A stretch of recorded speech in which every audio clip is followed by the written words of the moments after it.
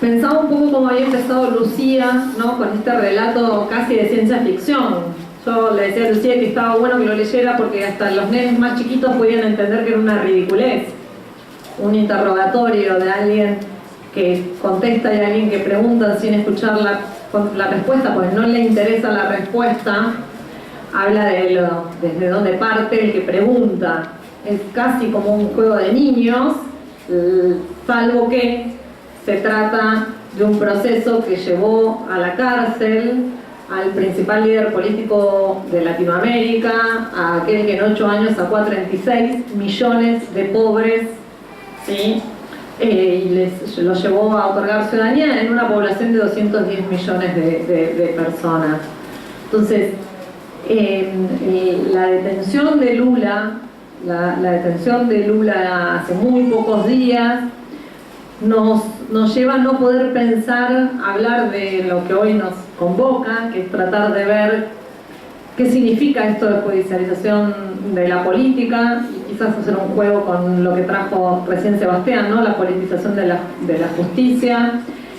¿Y qué relación tiene esto con los derechos humanos y el neoliberalismo? Pues son como, pareciera que son tres cosas que no necesariamente van de la mano, y es posible que podamos de algún modo intuir algunos ejes que tienen en común. Pongo el ejemplo de Lula y lo que se busca con la detención de Lula, que no tiene una condena firme, es decir, para los principios liberales en los que están enmarcadas las constituciones de todos nuestros países, digo por pensarlo de la región. El principio de inocencia es un principio que debería regir para todos y para todas. Entonces, ¿qué es lo que se busca con esa detención de Lula? Es proscribirlo. Se está metiendo preso para que no sea presidente de Brasil, a quien ni más ni menos tiene el 70% de intención de voto para las elecciones de octubre. En la misma línea de pensamiento tenemos que pensar el pedido de detención y desafuero de Cristina Kirchner el 7 de diciembre pasado, por una causa en la cual, más allá de lo ridículo y que no podríamos hablar, y si después hay interés en las preguntas puedo avanzar, pero no me parece que sea ese el eje, como es la causa del memorándum por traición a la patria, con la clara intención de proscribir a Cristina para las elecciones del año que viene, más allá de que ella tenga intención o no de ser candidata, pero sin lugar a dudas es la principal opositora del gobierno hoy, es la persona que tiene mayor intención de voto, a pesar de que pueda tener un techo para algunos. Y en el mismo sentido, digo, podría mencionar a muchos otros, hoy Milagro lleva 839 días de detenida, tiene una detención preventiva, siendo inocente, no teniendo ninguna condena firme. Y también es muy fácil entender que Milagro era la principal opositora al gobierno de Morales en el año 2015, tanto es así que Sanz, el candidato, el político radical y amigo de Gerardo Morales, lo dijo en una entrevista al aire, ¿no? En una entrevista radial: con Milagro en la calle no había gobernabilidad. Lo dijo así, no es Dixit lo que les estoy diciendo. Entonces, lo cierto es que no solamente acá en Argentina, sino en toda la región, podría mencionar los dos casos que recién mencionó Sebastián, el de Lugo, el proceso en Paraguay, el impeachment de Dilma, que tuvo necesariamente el Superior Tribunal de Justicia de Brasil para que pueda ser destituida.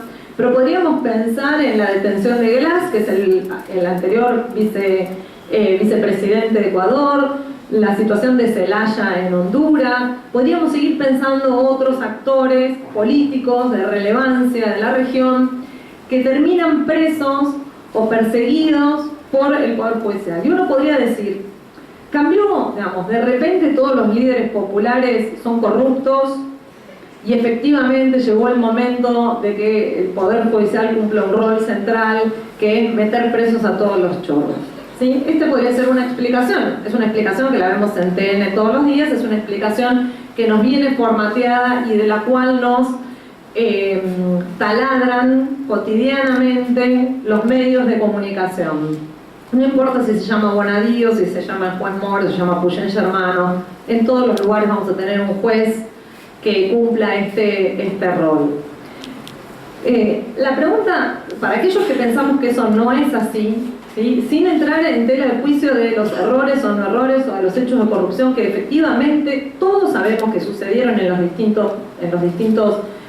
distintas gestiones, no en esas que estoy mencionando, sino en todas, porque también hay un gesto de sinceramiento que tenemos que hacer del campo nacional y popular, que es hacernos cargo de los errores, ¿sí?, hacernos cargo de los errores, porque si no hacemos el mismo diálogo sordo que entre Moro y Lula.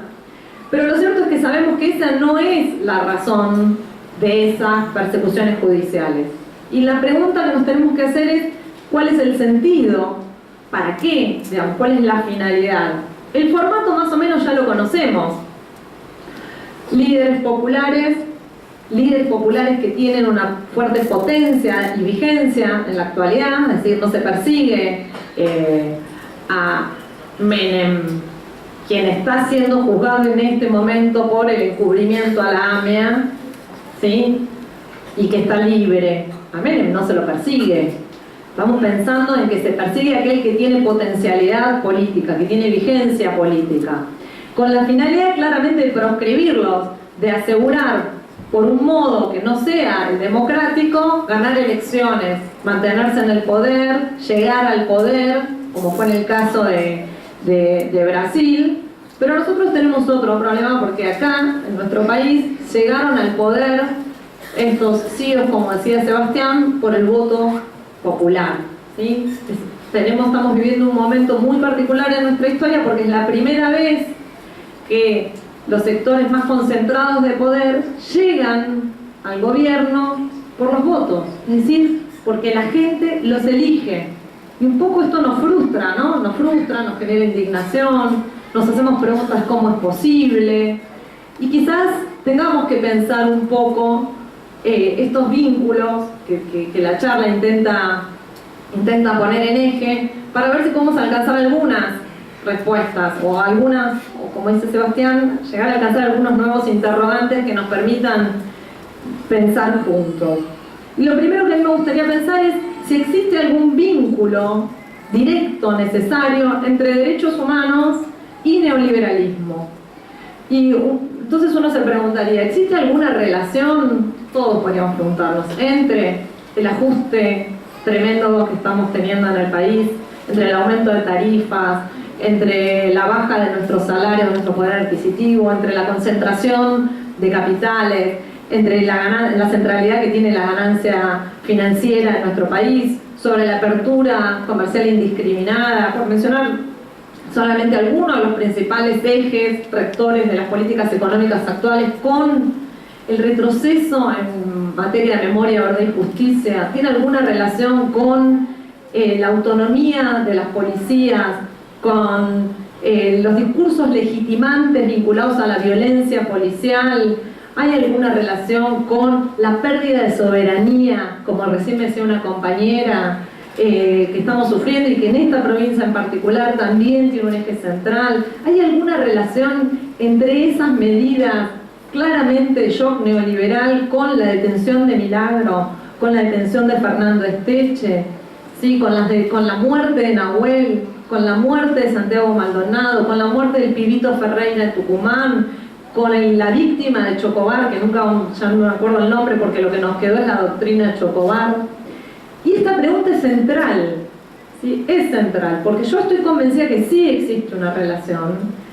Y podemos hacer un ejercicio, lo podría hacer más largo, pero lo voy a hacer más corto. Sebastián nos hizo referencia a un tema que es central, que es la participación, yo no digo complicidad, la responsabilidad de los empresarios en los crímenes de la dictadura. Y uno tiene que preguntarse, ¿existe alguna relación entre los planes sistemáticos de represión ilegal con todos los delitos que conocemos, secuestros, violaciones, desapariciones forzadas, apropiaciones de niños, con la reestructuración económica, social, en términos que implicó claramente la baja del poder adquisitivo de los argentinos, la reforma sustancial en términos previsionales, sindicales, con la pauperización de los trabajadores, con los aumentos de los niveles de inseguridad productiva durante la dictadura? ¿Existió o no existió una relación?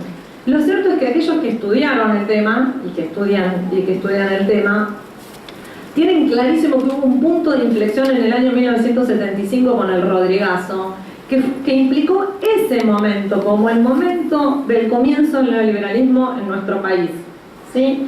Con un shock de medidas neoliberales que si las leyéramos, tuviésemos un rato, yo a veces hago el ejercicio, llevo un librito que se llama El Rodrigazo y leo las medidas.